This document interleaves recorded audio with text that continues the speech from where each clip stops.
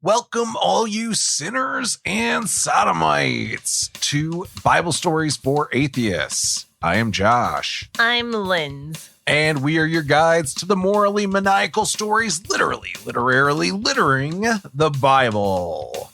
And welcome to the season finale. The grand final. From Taskmaster. Yeah. We failed to point out that last episode was the penultimate. That's right. Episode of the season. I don't know which one of us is the Alex Horn. Alex, yeah. Yeah, I don't know it's which you. Of us. That's true, actually. As I think through life. Yeah, you do organize everything. And I do make you do my bidding. That's true. Luckily. And a lot of it doesn't make sense. It's fucking fair. Yeah. Linz is close to God in that way. Godlike. That's Yeah, what I like. godlike.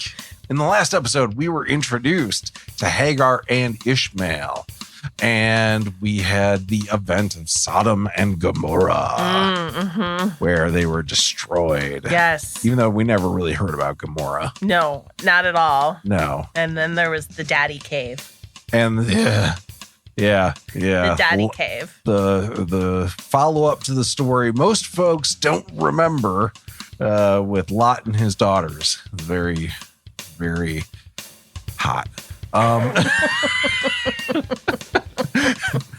In this episode, what happens to Ishmael? We find out where that story goes. Isaac's sacrifice, and Abraham gets his son laid Woo! right before Abraham dies. Like all good fathers should. Right. If you're in the U.S., happy Labor Day. Hug your local union representative if they consent. You know. Yeah, my guess is most of them won't, but No. there is an exotic Dance club. dancers union. Oh, that's right. Yeah. Yeah. So- Yeah. If you want a hug from somebody in a union, just pay for it. Yeah. Like a real American. Right.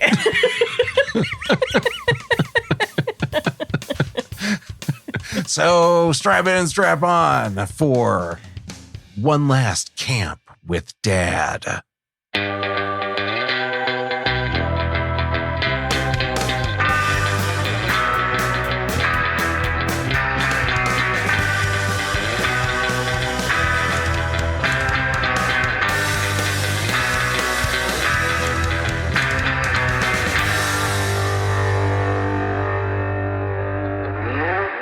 Do roses really smell like poo, poo, poo? Are you Googling that? No, I'm not. No, I would Has imagine. anybody? Well, I don't know. Do roses? Well, here's the top auto populates. Okay. Do roses need full sun? Do roses like coffee grounds? Do roses like acidic soil? Do roses need a lot of water? Do roses like sun? Do roses have seeds? Do roses like full sun? Do roses spread? No autofill. Do roses really smell like poo? Poo. Poo. So far, nobody's Googled this. Really? Oh, I put in REA, really. So to start really. And now the first one is, do roses really smell like poo? Do roses really smell like boo-boo? Boo, boo, boo. Do roses really smell like? Okay. Did Rose really survive the Titanic? I mean, you know, Does somebody think that story is real? I mean, the Titanic is real, but that whole plot is not real. Did Leonardo DiCaprio really die? Yeah. And there's a tie-in between people who believe that and people who believe the Bible. And flat earthers. Those concentric circles overlap quite a bit. Yeah. Episode 5. Episode 5. Season Genesis. Season creation. We start this episode with good news for Abraham's wife, Sarah. Okay. She's going to have a baby. Spoilers. Lord dealt with Sarah as he had said, and the Lord did for Sarah as he had promised. Sarah conceived and bore Abraham a son in his old age, at the time of which God had spoken to him. Abraham gave the name Isaac to his son, whom Sarah bore him. And Abraham circumcised his son Isaac when he was 8 days old, as God had commanded him. Abraham was 100 years old when his son Isaac was born to him. Now Sarah said, God has brought laughter for me. Everyone who hears will laugh with me. And she said, who would have ever said to Abraham that Sarah would nurse children? Yet I have borne him a son in his old age. So I wonder how this is going to work out for Hagar and Ishmael. Knowing the way the Bible works, I'm going to go ahead and say that one of the sons is going to be more well regarded. Yes, in well regard. Than the other one. And if I were to hazard a guess, I would guess that Isaac is going to be the favorite. Right. Yes, it does seem to be going that way since God has said so. Numerous times at this point. Yeah. Although he did also promise Hagar through the angels that Ishmael would also be whatever. A wild ass of a man. That's true. But also have ancestors and shit. Yes. He was going to have 12 princes or something like that. Yeah. Could you imagine what? Being a woman in her 90s? Oh. And pushing out a baby? I had a hard time with it when I was 21. Right. Yeah. I can't even, I would, the thought of it now at 40. Yeah. I know, I couldn't do it. Thank God we live in Michigan. Yeah. That's all I'm saying. Right. Yeah. 90. I mean, good Lord. Thank God we have a state that actually cares about freedom. Yes. Although, I guess if they live to 200, 90 is middle-aged. Yeah. I don't know. Yeah, she's going through a lot of going out to bars, checking out some younger guys. She's not going to do anything about it, but she's checking. Yeah, she just wants to see. She wants to throw it out there. And Abraham never wants to take her out, so you see, you gotta see if you can still catch things. Yeah, not diseases, but attention. Right. Yeah, a free drink here and there. Yeah, it's nice to know you can still garner some attention at an older age. Flirtation is not cheating. No. No. If you're secure in your relationship, then it should be fine. And if Abraham was giving you the attention you deserve, then you wouldn't be out here doing it. The child grew and was weaned, and Abraham made a great feast on the day that Isaac was weaned. But Sarah saw the son of Hagar the Egyptian, whom she had borne to Abraham, playing with her son Isaac. So she said to Abraham, cast out this slave woman with her son, for the son of this slave woman shall not inherit along with my son Isaac. The matter was very distressing to Abraham on account of his son. But God said to Abraham, do not be distressed because of the boy and because of your slave woman. Whatever Sarah says to you, do as she tells you. For it is through Isaac that offspring shall be named for you. For the son of the slave woman, I will make a nation of him also, because he is your offspring.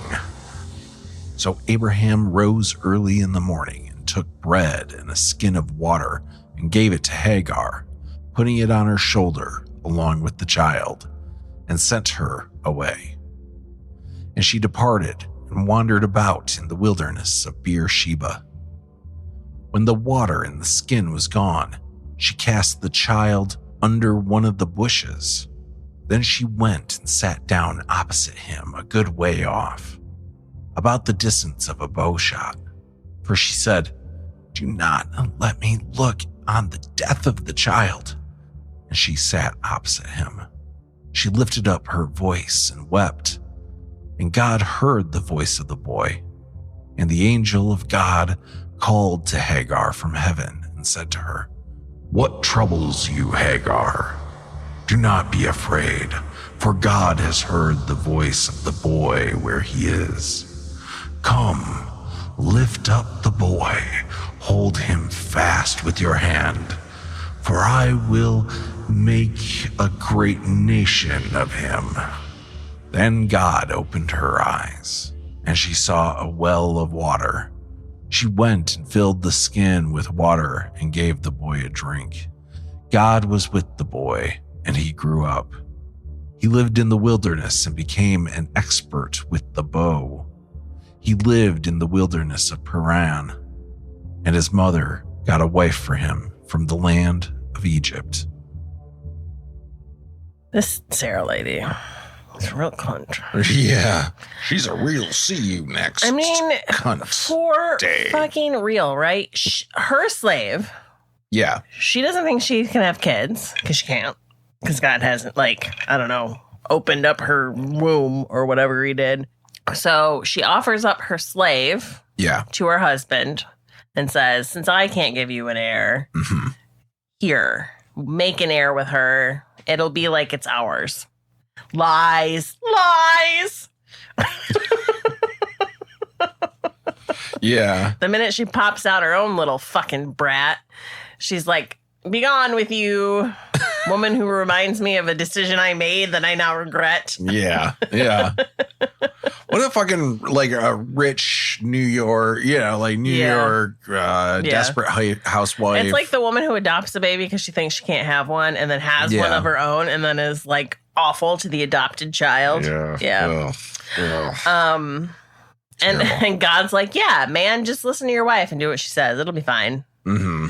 So he like kicks out his son, whom he was led to believe would be like his guy, like his, like Mhm. this kid would be like it was his and hers and not his and Hagar's, Right. right? That was Yeah. the Sal. That was Right. the initial Sal. Yeah. And now his wife is like, But nope, at no point was it like that. no. At No. no point.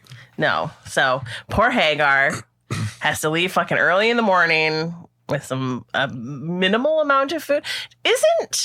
I don't know. Did it even say? It didn't even say food. Oh, I think it just said water. I thought it a said skin it- of water. Oh, I thought there was something Oh, it else. took bread Bread. and a skin Yeah. of water. Isn't the kid like, I thought at one point it said he was like 13 or something like that.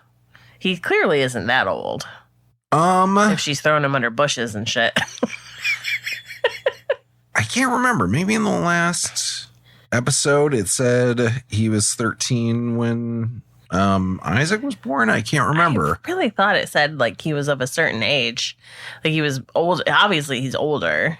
Abram was 86 years old when Isaac, wait, no. No, Ishmael was born. He would have been 86 when Ishmael was born. If he was 100 when Isaac was born. He was 86. So you're right. 14. Yeah. Yeah. So he's 14. But this is past it because it's after the kid weans, right? Right. So he's and that like probably 15 took like, or 16. yeah. I guess. Yeah. His mom hid him under a bush. Yeah. And the kid wasn't like, "What the fuck are you doing? I'm a man." By every standard Yeah. at that point. Yeah. Yeah. You hid me under a bush. Yeah. And I said nothing. Right. I didn't complain at all the whole time that we were forced to leave. I wasn't like, "Why is dad kicking us out all of a sudden?" We just left and now you're like, "Go die under that bush." I have my own water skin. He could have carried a lot of things. I'm a strapping young rich man, at least until this point. Right. I could have carried some stuff. God damn it. First I get my dick cut off.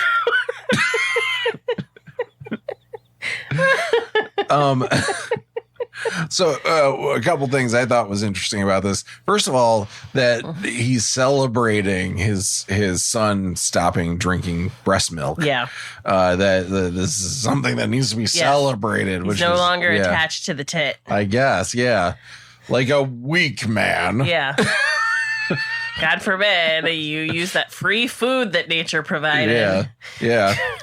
I also thought it was interesting that because if you remember, Hagar was an Egyptian slave. Yes. And then here it says that she gets him a wife from Egypt. Yeah. Meaning his descendants are at least 3/4 Egyptian, which means they are not pure blood at all. Right. Is the idea behind this, I think. Yeah. So this is from ChatGPT. Okay. Just to give some needed context. Sure. According to Islamic tradition, God commanded Abraham to take Hagar and their infant son Ishmael to a barren valley, which would later become Mecca. Abraham left them with some dates and water, trusting God's plan. When the water ran out, Hagar desperately searched for help. In her moment of despair, an angel appeared and caused water to miraculously gush from the ground. This became the Zamzam well, providing life-sustaining water for Hagar and Ishmael. The well attracted settlers and Mecca began to develop. Later, Abraham and Ishmael built the Kaaba, the sacred site at the heart of Muslim worship, the cube building. Oh. That's the Kaaba. Okay. Yeah.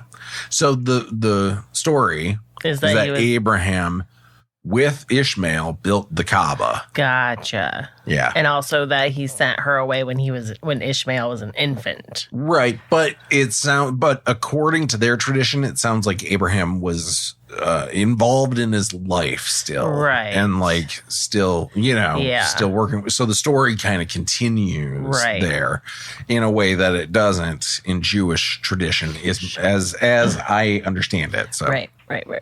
And then we get more Bible. At that time, Abimelech, with Phicol, the commander of his army, said to Abraham, God is with you in all that you do. Now, therefore, swear to me here by God that you will not deal falsely with me or with my offspring or with my posterity.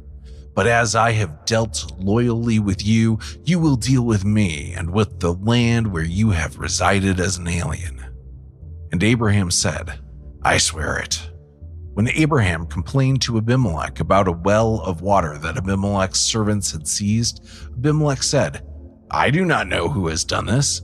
You did not tell me, and I have not heard of it until today. So Abraham took sheep and oxen and gave them to Abimelech, and the two men made a covenant.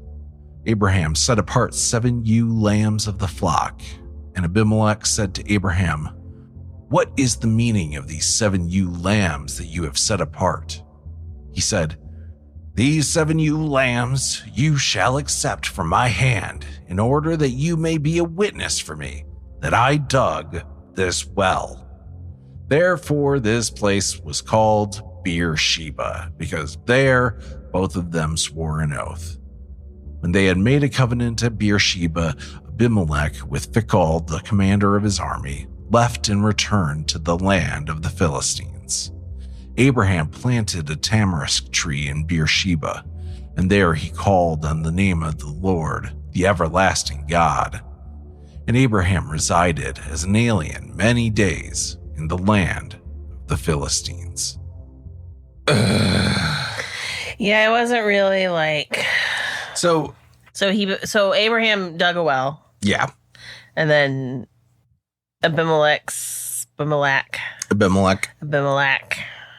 like Abimelech, yeah. His commander found the well and was like, oh, a well. Is that what happened? I kind of checked out. Yeah. It was basically... they fucking talk about wells way too much in the Bible. So this is why I kind of just wanted to throw this in there. This is what Genesis is. Yeah. I've said it before, but I want to hammer it home on this last episode. Genesis is about wells. It's about landmarks and saying this is why these things are named this. Right. All to reinforce the central narrative of we own this land. Right. That's the whole point of it. And not only do we own this land, God has given it to us. Right. And we have divine rights to it. Yeah. Now, is that true? No. Or, it's up to you to decide who owns the land. Nobody owns the land. Yeah. It's definitely not ordained by any god. I'm probably a little communist because I'm like, nobody owns the fucking land, know. But I know. I mean, it's land. Everybody owns it. It doesn't belong to anybody. It's like saying who owns the moon. And then we get a very interesting story that another dark one that everybody knows. Oh. After these things, God tested Abraham. He said to him, Abraham. And he said, here I am. He said, take your son, your only son, Isaac, whom you love, and go to the land of Moriah and offer him there as a burnt offering on one of the mountains that I shall show you. So Abraham rose early in the morning, saddled his donkey, and took 2 of his young men with him and his son Isaac. He cut the wood for the burnt offering and set out and went to the place in the distance that God had shown him. On the 3rd day, Abraham looked up and saw the place far away. Then Abraham said to his young men, stay here with the donkey. The boy and I will go over there. We will worship and then we will come back to you. Abraham took the wood of the burnt offering and laid it on his son Isaac, and he himself carried the fire and the knife. And the 2 of them walked on together. Isaac said to his father Abraham, Father. And he said, here I am, my son. He said, the fire and the wood are here, but where is the lamb for the burnt offering? Abraham said, God himself will provide the lamb for the burnt offering, my son. And the 2 of them walked on. When they came to the place that God had shown him, Abraham built an altar there and laid the wood in order. He bound his son Isaac and laid him on the altar on top of the wood. Then Abraham reached out his hand and took the knife to kill his son. But the angel of the Lord called to him from heaven and said, Abraham, Abraham. And he said, here I am. He said, do not lay your hand on the boy or do anything to him. For now I know that you fear God, since you have not withheld your son, your only son, from me. And Abraham looked up and saw a ram caught in the thicket by its horns.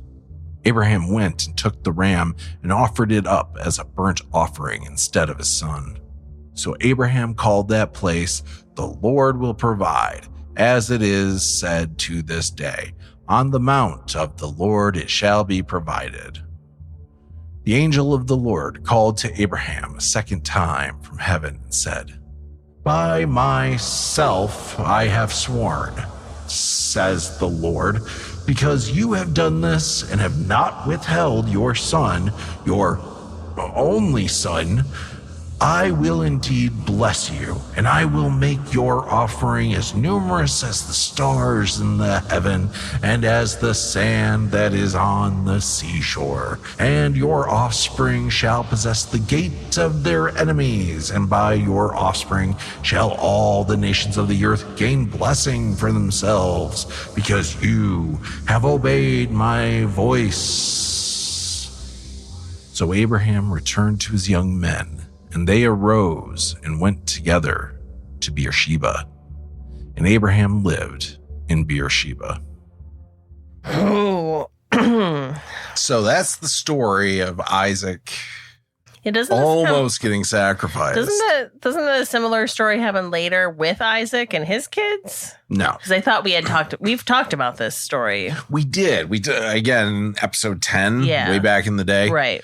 We ended up talking about it when we were talking about discrepancies and things like that, right? Right. So this has a pretty big his discrepancy one son. His only son. Well, no. There. Oh. I mean, that is an interesting Yes. one. So I guess there's more than one. There's a big one though. There's a much bigger one in this that's very interesting because most of the story is written by the Elohist. Telltale sign that it's the Elohist is they refer to God as Elohim often, right? Mm-hmm. As they go through, they're referring to God as Elohim throughout the story until all of a sudden you get to Abraham with the knife to his son's throat and a new character just shows up out of nowhere. The angel of the Lord. Yeah. The Lord, by the way, whenever you see it in all uppercase in the Old Testament, that means Yahweh. That's their way of saying Yahweh because they don't use the name of God. Right. But so the name of God has suddenly changed, and you have this new character of the angel of Yahweh that suddenly just appears. Right. And he says, no, wait, don't kill your son.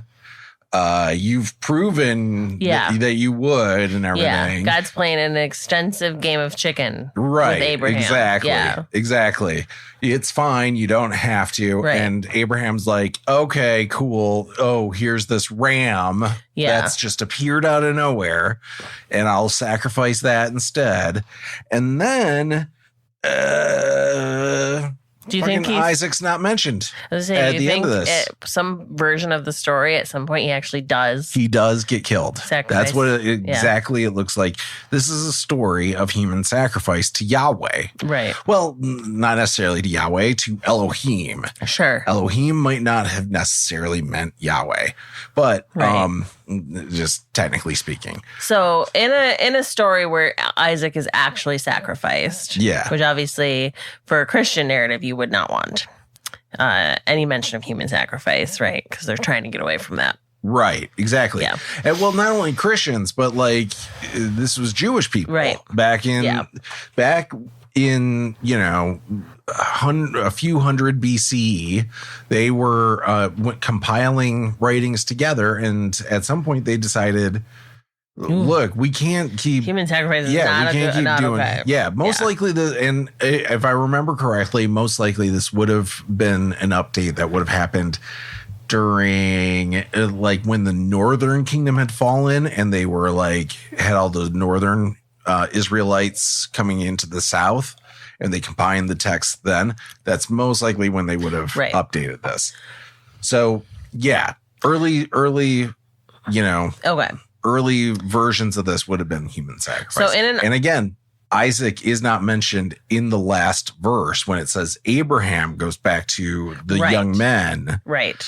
And they move on. Yeah. Isaac's never mentioned, and Isaac is never mentioned again in the Elohist text. Right. So in the texts that have been identified as Elohist from that source, the L source, the E source, it starts with an E.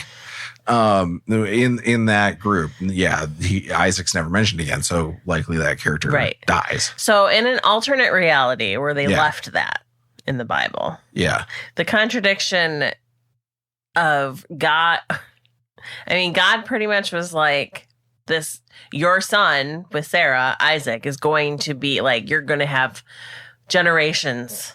It's going to build a whole thing, right? I'm going to give you this son. It's going to be your legacy. Mm-hmm. The whole world's going to be populated by your fucking ancestral line. That's not the Elohist, though. Okay. That wrote that stuff. That was the Yahwist. Gotcha. I mean, I'm saying that without necessarily like double checking all of that. And, there, again, like there's inconsistencies even with the stuff they compiled together. Do they have more kids after this then? No. Not that they say. So in that version of it, he has one kid. Yes. He kills it for God. And then what? There's no more line. Right. Because in that version, that wasn't what Abraham's role was. Right. There was no, like, that was something that was invented later, was the whole idea of it's Abraham, then Isaac, then Jacob. So then what's the fucking point of the story?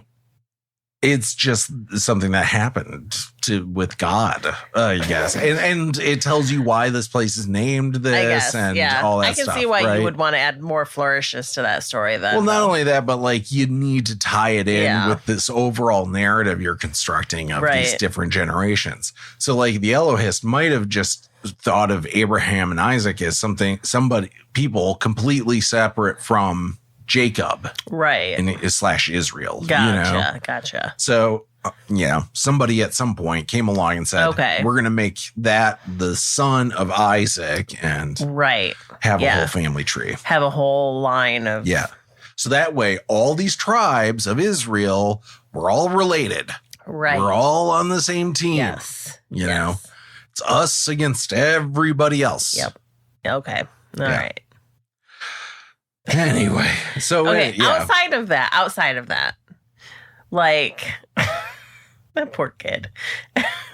If you take the actual version that's in the Bible, and like I have to imagine, does it say how old he was when this happens? No, it doesn't.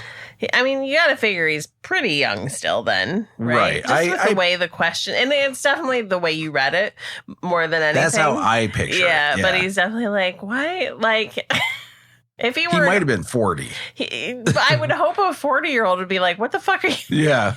So there's no lamb? What's going on? Why are you binding me to the stuff that normally you would set on fire and murder an animal with? Are you going Daffy?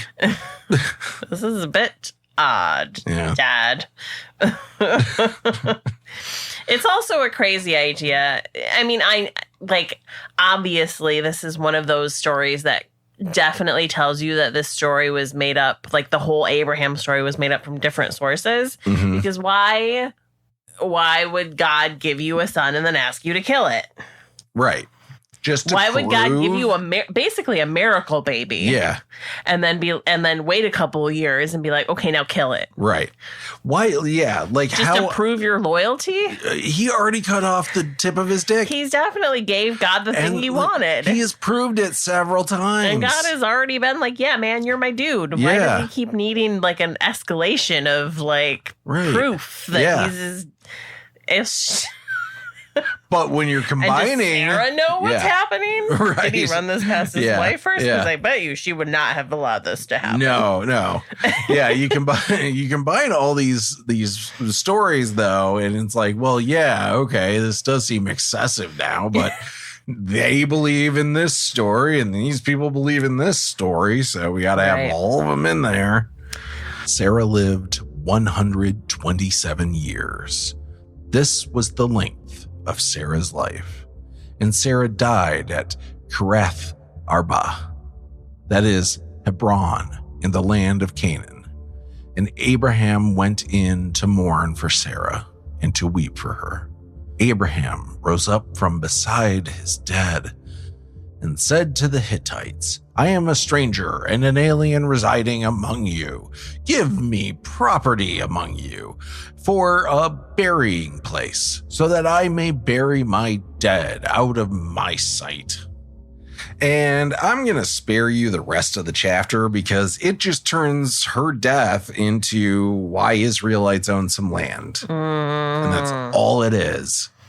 Yeah. Sarah's death just turns into a whole thing about acquiring land. Because he demanded they give him land to bury her. Yeah. So she died when she was 127, and she had Isaac when she was, 90? Yeah. So he's a solid 37 years old when his mom dies. Right. Just a wee lad. Yeah. And it's tough on him. Yeah. It is tough on him. We're going to find out that he needs some consoling. So Abraham gets right on that. Now Abraham was old, advanced in years, and the Lord had blessed Abraham in all things. Abraham said to his servant, the oldest of his house, who had charge of all that he had, Put your hand under my thigh, and I will make you swear by the Lord, the God of heaven and earth, that you will not get a wife for my son from the daughters of the Canaanites, among whom I live, but will go to my country and to my kindred and get a wife for my son, Isaac." The servant said to him, "Perhaps the woman may not be willing to follow me to this land. Must I then take your son back to the land from which you came?" Abraham said to him, "See to it that you do not take my son back there. The Lord, the God of heaven, who took me from my father's house and from the land of my birth, and who spoke to me, swore to me, 'To your offspring I will give the land. He will send his angel before you. You shall take a wife for my son from there. But if the woman is not willing to follow you, then you will be free from this oath of mine. Only you must not take my son back there." So the servant put his hand under the thigh of Abraham, his master, and swore to him concerning this matter. So I'm going to start doing to people at work to make them swear on things. Yeah. Put your hand under my thigh. Beth. I thought the Canaanites were their people. No, not their people. They're living in the Canaanite land. The land is supposed to be given to them by God to their future generations from the Canaanites. But aren't the Canaanites the ancestors of Noah's Descendants? Yeah. Isn't that the same? Aren't ancestors and descendants the same? No, you're right. Sorry. I'm keeping that in. Backwards. It's this painkiller. It's very strong. The drink. Yes. Yeah. Yeah. Oh, yeah.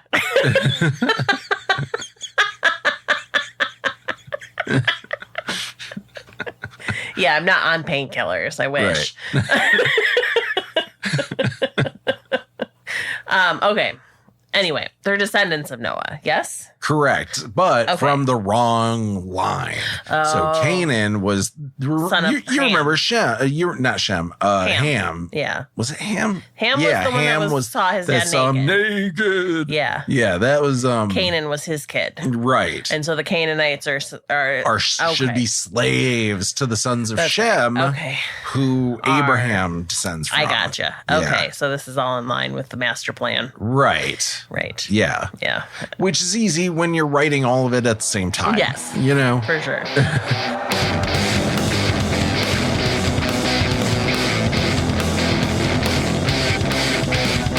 Hey, men, has your confidence gone limp? Is your morale drooping into the toilet bowl? Are you a husk of the man you once were? Completely hopeless with no one left to love you? Then you need Holy Tea. Holy Tea puts the tea back into your bees. Holy Tea is the only tea endorsed by Jesus H. Christ. And if anyone knows what it's like to get hung up on tea, it's Jesus. Yow! Holy Tea is 1,000% natural in some countries. Holy Tea has been proven to be safe for squirrels and humans. And by safe, we mean whatever our lawyers said to say instead. So stop being a lazy dipshit and inject Holy Tea into your jugular like a real man. But I don't want to put unknown chemicals from a cheap commercial into my body. That's what you sound like, you pusillanimous prick. But if I didn't trust the government to put a vaccine in me during the pandemic, why would I put the unknown crap you're selling in my body? I'll rip your pusillanimous head off. Are you going to let a girl talk to you like that? Or are you going to get some goddamn Holy Tea like a real man? Use promo code BSFA at checkout for 10% more letters from the word testosterone. Holy Tea is only available in the continental United States, the only country where men can't just get old like God intended.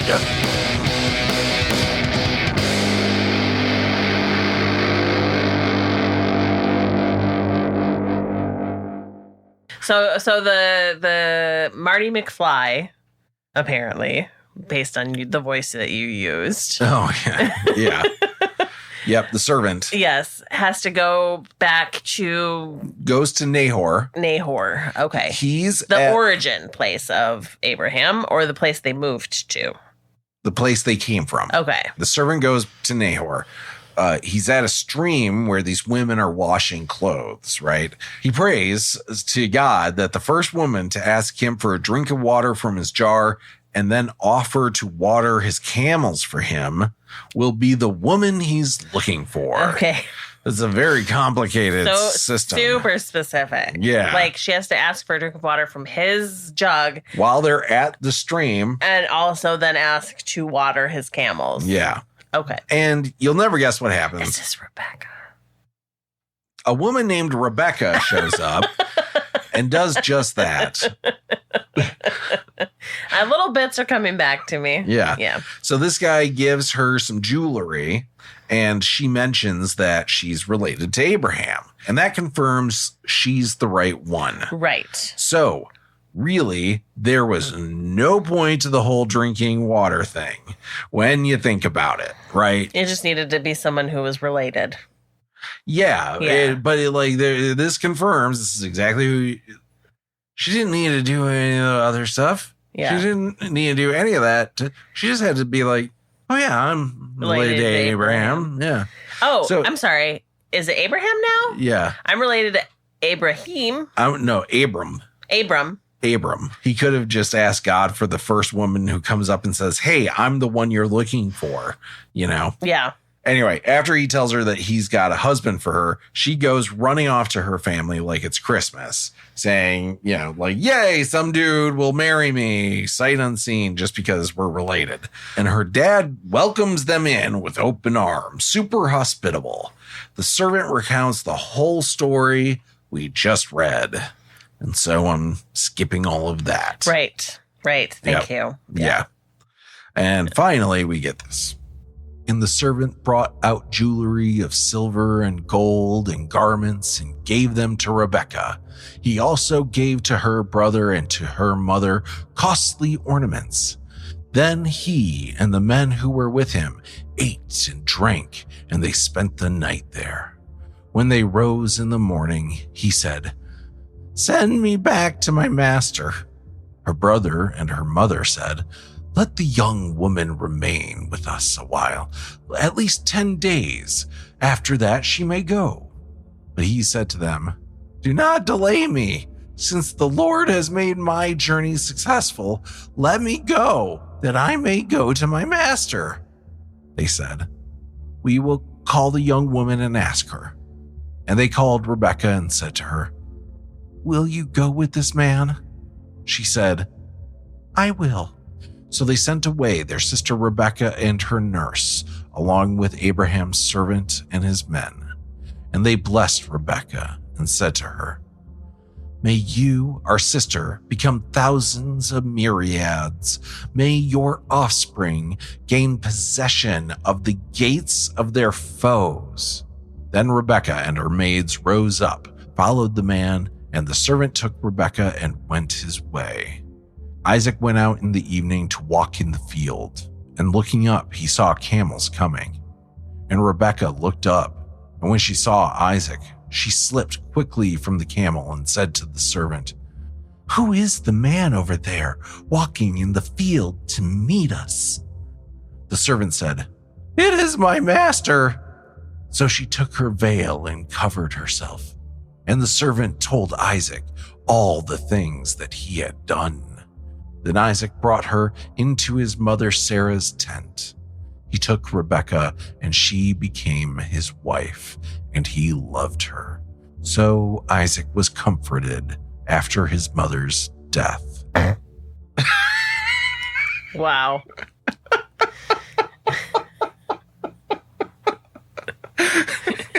She gets off the camel, and he's like, "Let's go in my mom's tent and fuck." And then he feels better. And then oh God, I feel a lot better now after my mom's dead. I haven't felt this good since my mom was alive.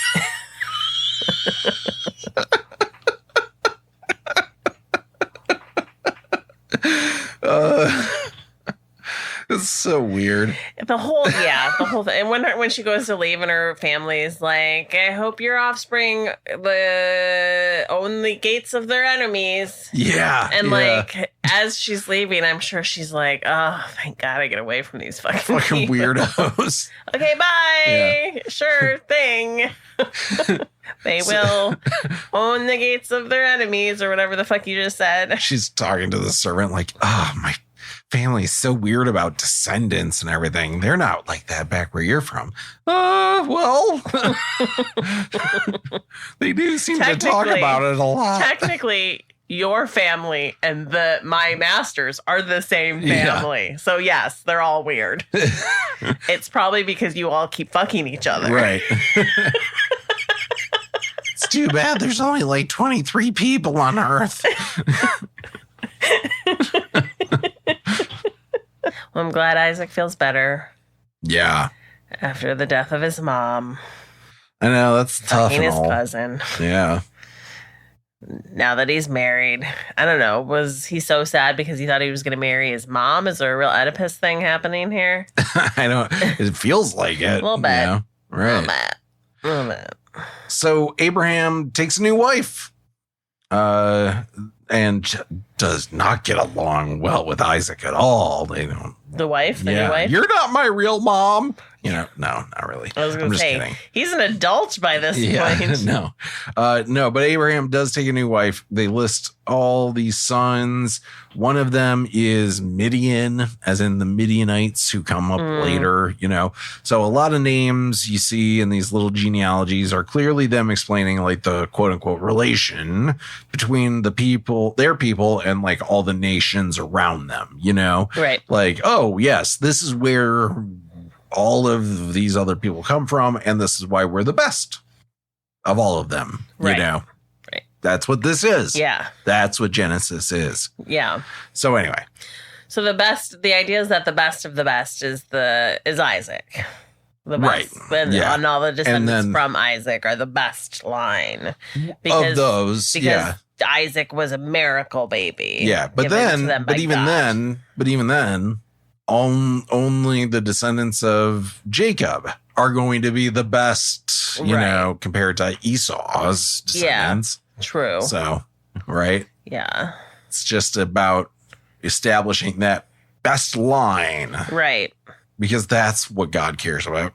Anyway, so it does say Abraham gave all he had to Isaac, but to the sons of his concubines, Abraham gave gifts while he was still living, and he sent them away from his son Isaac eastward to the east country. I don't know if that's like a specific country, like the east country, or it's like just east country. Like it's just the country that's out east. Right. This is the length of Abraham's life, 175 years. Abraham breathed his last and died in a good old age, old and full of years, and was gathered to his people. His sons, Isaac and Ishmael, buried him in the cave of Machpelah in the field of Ephron, son of Zahor the Hittite, east of Mamre, the field that Abraham purchased from the Hittites. There Abraham was buried with his wife Sarah. After the death of Abraham, God blessed his son Isaac. Then Jacob and Esau are born, and we come full circle on this podcast. Yep.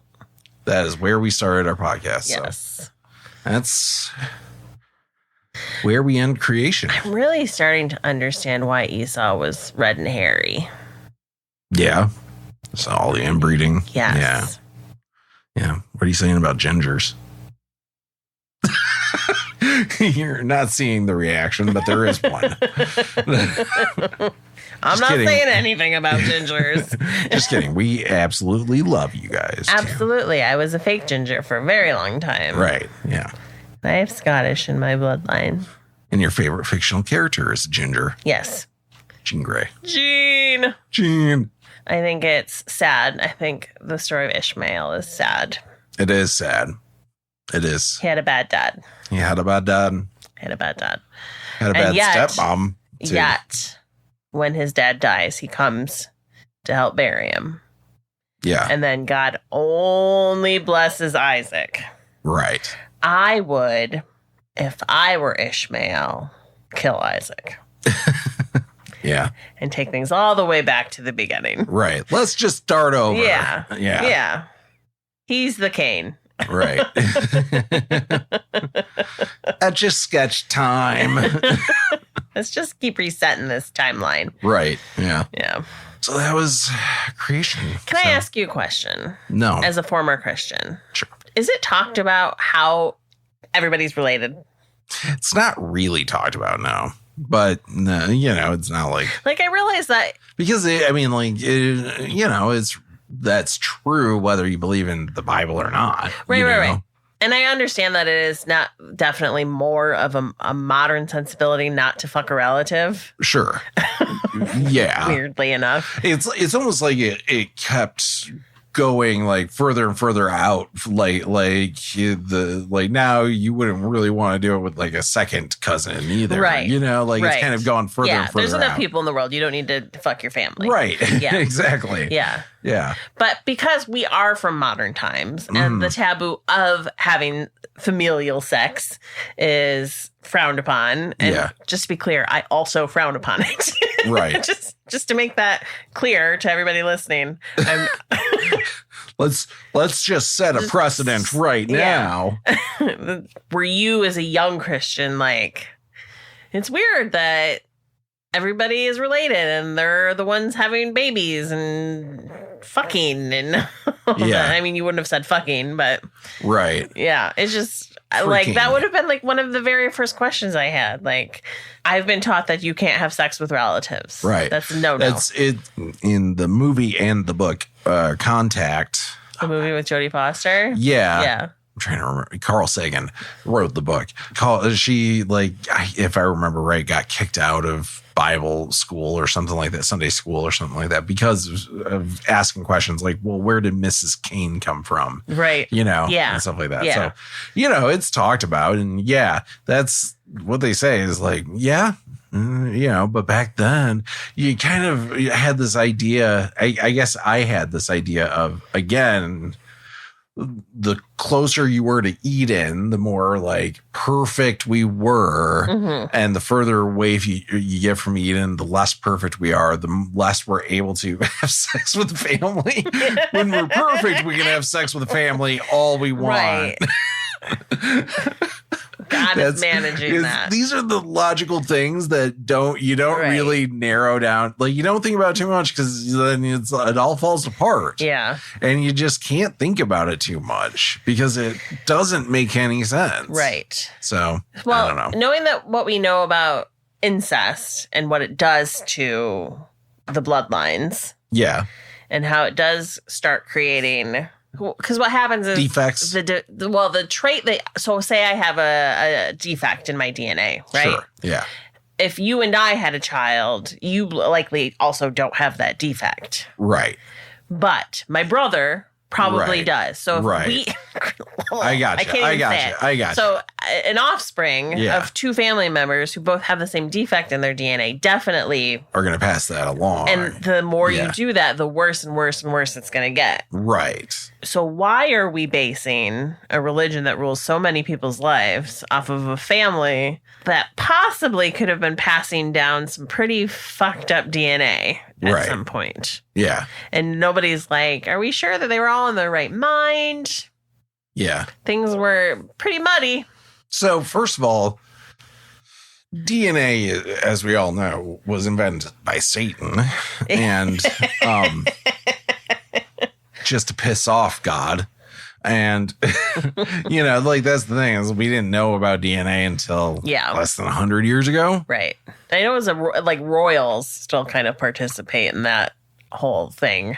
Oh, in incest? It is very much, yes. Yeah. Like, It's blood purity. Yes. It's Yes. the purity of the line. yes. They have to really maintain who inherits what. Right. Because I'm pretty sure Diana was like a third cousin of Charles. Yeah. Yeah. Yeah. And so, therefore, the future king of England is an inbred. And the current king of England is probably an inbred. Right. Well, no, Yeah. Philip came from Germany, though, didn't he? We don't need to go down this. They were cousins. foxhole. They were still cousins. Were they? Yeah, they were still some removed, Yeah. but yeah. That's totally true. Yes. But the still new, to this day. the new princes aren't. The new princes. Yeah. Which- The children of fucking William, like Kate Middleton is not part of the royal line. Oh, I see what you're saying. Yeah. Yeah. They're finally realizing that maybe it's not good. They're branching out the DNA. Yeah. Yeah. That's them being really progressive. That's them really being very inclusive and everything. Yeah. Too inclusive when it comes to Harry, apparently, from the sound of it. Yeah. Anyway. Shenanigans. I don't know. It's just crazy. It's just the whole idea of it. I feel like as a child, I don't remember. I didn't learn a bunch of this stuff. Yeah. But I feel like definitely I would have been like, this, what? Right. Yeah. Wait, what? And they make the two girls having sex with their dad feel really bad. Right. Like it's a really bad thing. Yeah. But like, they're all having sex with each other. Yeah. Why is that made out to be the bad? I mean, it's gross. And they got him drunk. They raped their own dad, basically. Right. Which is kind of fucked up. But yeah. It totally is. But Yeah. But that's because he got raped by two women. Right. Probably. Yeah. How fucking weak is that? Right. He should have been doing the raping. If he was a real man. God, I can't remember. Oh, I hate that too. I hate it too. You're listening to 98.3 WJHC, The Big Tree. And this is Righteous Rick Rhinestone bringing you the greatest hits of Christian music from the past 40 decades. But now it's time for another round of Know Your Bible. That's right, the trivia show where it pays to know your Bible. And our contestant for this round is Hannah. Are you there, Hannah? I'm here, Righteous Rick. I'm so excited to be on. I listen to your show every day we have electricity. Fantastic. All right, Hannah, here are the rules. You get 3 rounds of questions. Each round, you'll have 15 seconds to answer 3 questions. You need to get all 3 questions right in the 15 seconds to win, so you've got 3 chances at winning a prize of $5,000 in coupons to Christian bookstores. How does that sound, Hannah? Sounds good, Righteous Rick. Outstanding. All right, here we go. 15 seconds on the clock. Round 1, question 1. In what town was Jesus born? Bethlehem. Righteous. Question 2. What was the name of the first man? Adam. Righteous. And for the round, in the Synoptic Gospels, what is the synoptic problem? What are the main hypotheses proposed to solve it?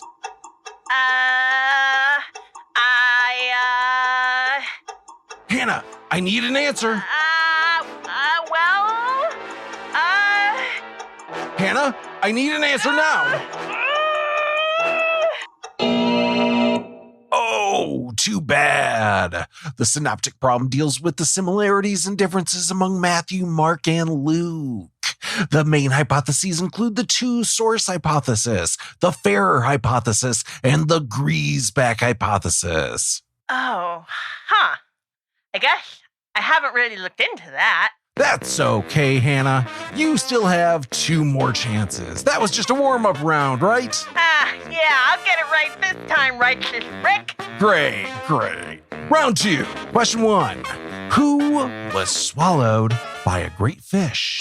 Jonah. Righteous. Question 2. What did Jesus feed 5,000 people with? 5 loaves and 2 fishes. Righteous. And question 3. How does the book of Job challenge the traditional Deuteronomic theology of retribution?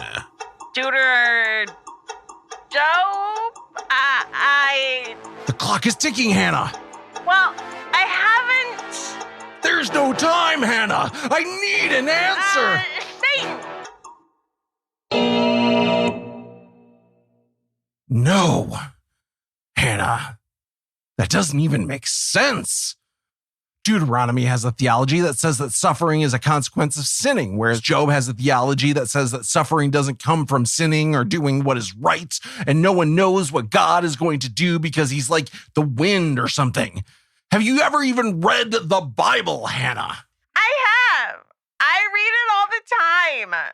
I just don't like Job because the sea monsters are scary. Well, grow up. All right, round 3. You're doing great, Hannah. I am? Question 1. Who was the king of Israel known for his wisdom? Solomon? Righteous! Question 2. Who betrayed Jesus for 30 pieces of silver? Judas. Righteous! All right, Hannah, here we go. Last chance. Question 3. How old was Jacob when he died? Oh, I just read this. The other day. That's good. That's good, Hannah. What was the answer? It's 147. What? Oh, God. Come on, Hannah. No, that's right. I read it right there in the Bible the other day. But you didn't do the math, did you, Hannah? You're too important to do the actual math and see if he was, in fact, 147 years old. Is that right? Is that what it is, Hannah? Are you too important to actually read the only writing by the omnipotent creator of the universe?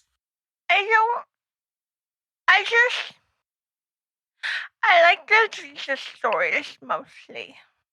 It must be that you're too important, because otherwise you know that he was at least 159 years old when he died. So the answer is 147, with the caveat that the actual math for the time periods given require a minimum of 159 years. Did you ever go to Sunday school, Hannah? My pastor never talks about any of that. Then get a new pastor, Hannah. One that wants to earn a $500 tithe. And that's all the time we have for today, folks. Big thanks to our guest, Hannah, for playing along. You did great. Thanks. I'm Righteous Rick Rhinestone, and this is 98.3 WJHC, The Fig Tree.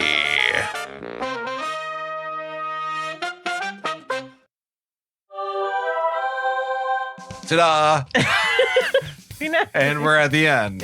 I need to work out a transition Yeah. for this. And there sometime. it is. And we're done. And finished. Yes. And we have come to the final brick wall. Don't you just love it when people announce when they're finished? Yes. So this is it. This is the end of the season and everything. This was a new format that we went through, which was really nice. I really liked this. Yeah. It makes sense. I'm a lot less stressed It makes sense. doing this. Yeah, I'm sure people like the people who like having the content to listen to every week may prefer that we have a weekly show or bi-weekly show or whatever the fuck it was that we were doing, because we skipped around a little bit when trying to we tried a few figure it out. different things. But this makes sense because it lets you really kind of like formulate the plot Right. Yeah. of the season. Yeah. And get all that shit worked out kind of ahead of time. So really, it's like complete, and all we have to do is this sort of. And even this stuff, like where we're doing intros and outros separately, I don't think we're going to do that in the next Oh, season. good, because it's hard. It really worked. The intros aren't that bad, but the outros are like, it's rough. Yeah. We don't remember what happened because it's been a while since we recorded all Yeah, this. and I don't remember the stuff the next day.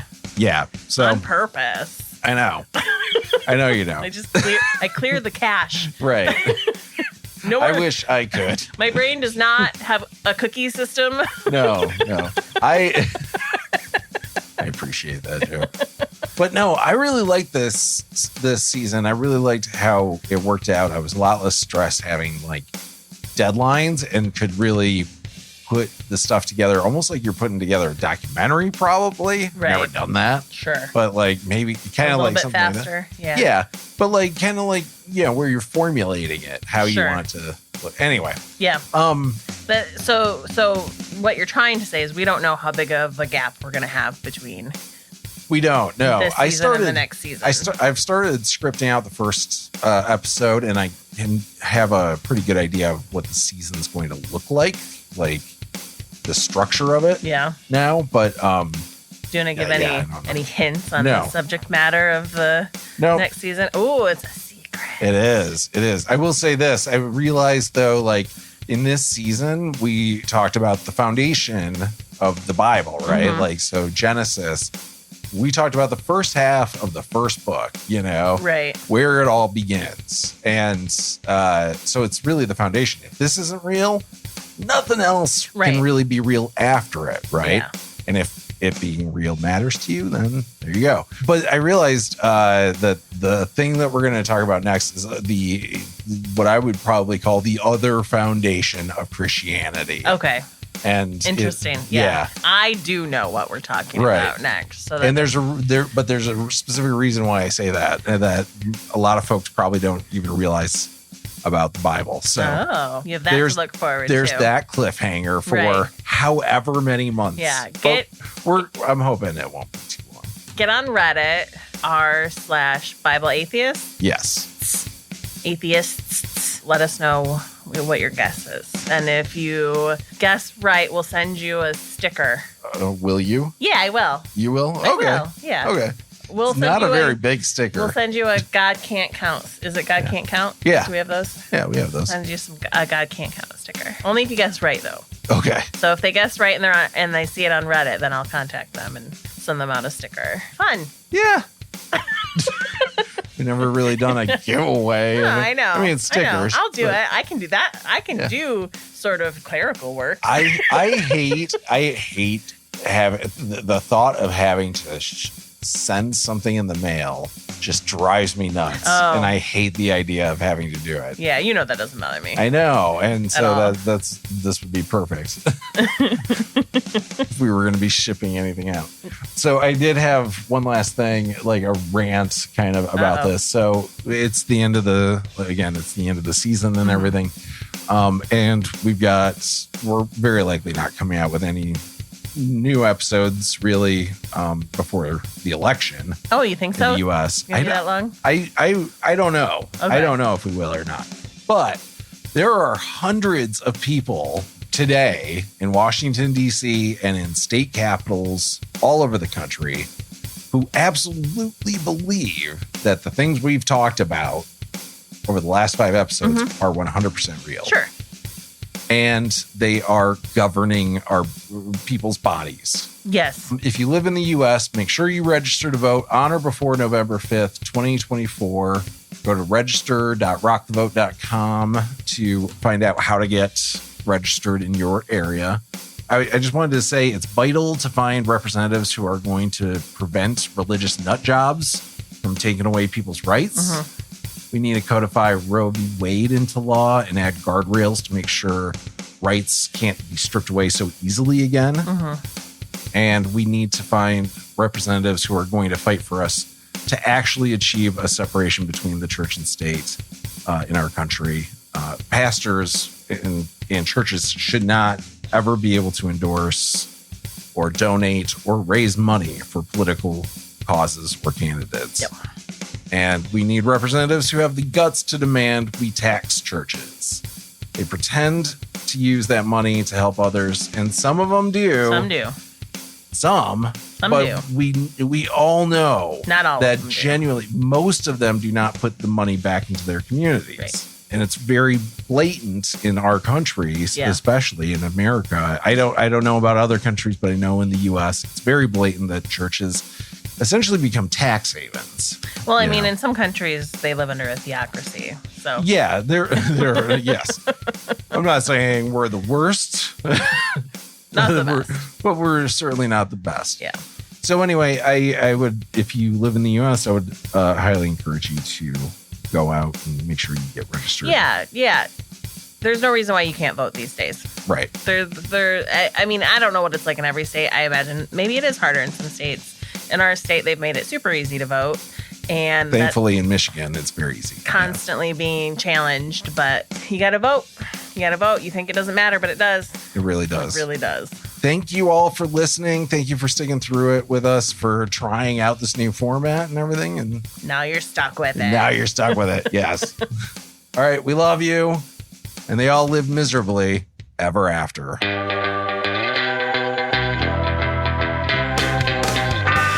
Thank you so much for checking out our podcast. Help us grow the audience by sharing us with your friends or giving us a share on social media. And we love hearing from you. You can reach out on our website at bsfa.cc.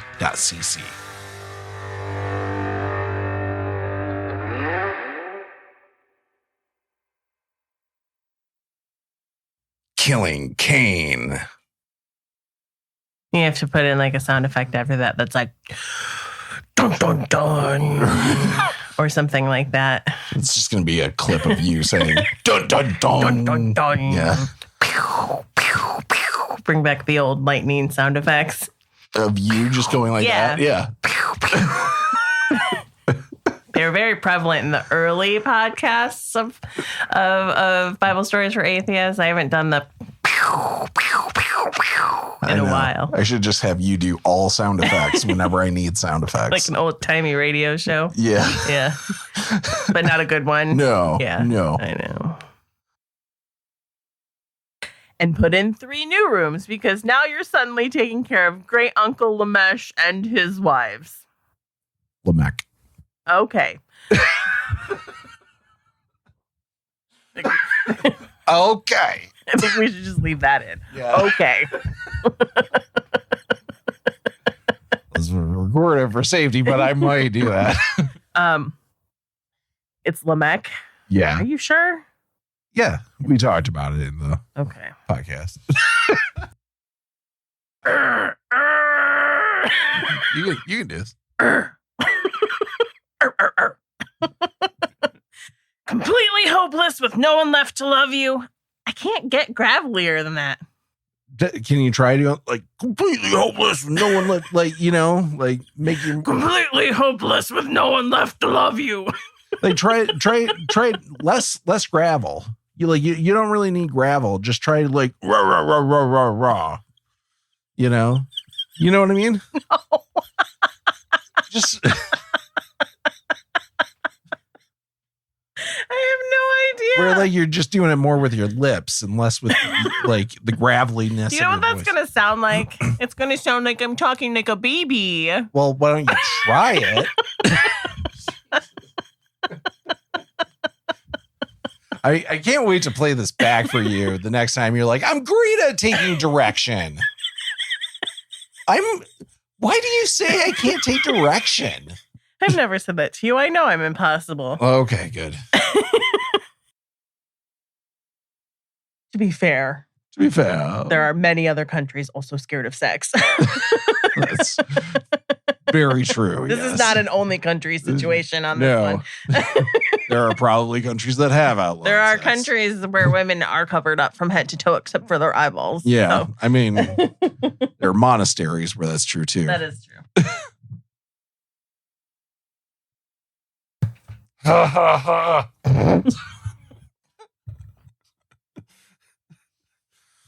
Just my vocal warm-ups. La la la la la.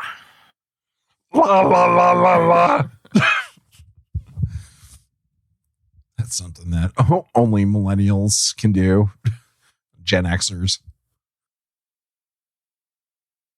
Delusions of grandeur, hearing voices, wanting a boat. Oh, I went into that wrong. I was thinking I was giving reasons on why God would do this. Wanting a boat. I thought I was listing off the God reasons. I think I kind of want to rewrite this so that you are. I'm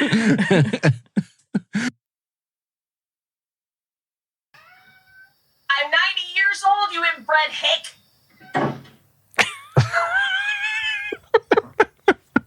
Smart.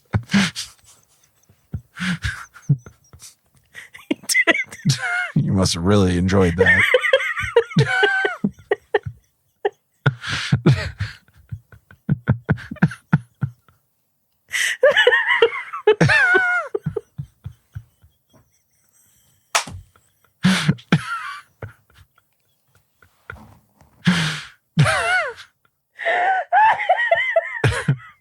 You realize none of this is usable for me.